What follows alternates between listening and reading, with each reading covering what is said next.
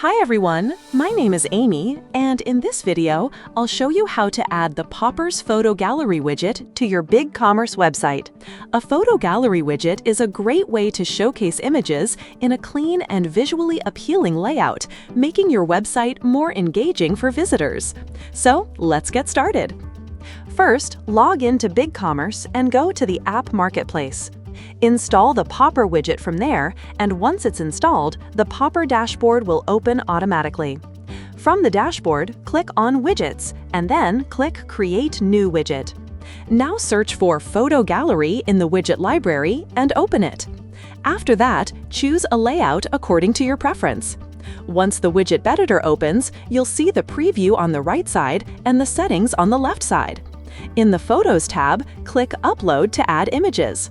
For each image, you can add a title, description, and category. Next, go to the Templates tab. Here, you can choose different templates, and the available settings will change depending on the template you select. The Photo Info option controls the information shown when users hover over the image. It can also be displayed below the image. Then go to the Settings tab. In the Watermark section, you can add a watermark. If you choose text, you can enter custom text, and if you choose image, you can upload your own image. In the Click on Action section, you can choose what happens when someone clicks an image, such as opening a pop-up, opening a link, or doing nothing. Next, go to the Styles tab. In the Colors section, you can change the background color, heading color, description color, overlay color, accent color, and filter background.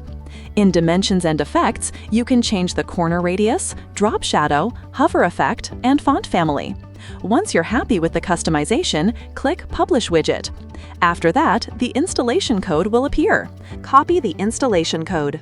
Now go to your BigCommerce page builder, add an HTML block, and paste the code inside it. Then click Save HTML, and after that, publish your website. Once your website is live, refresh the page, and your widget will appear successfully. That's it for this video. I'll see you in the next one.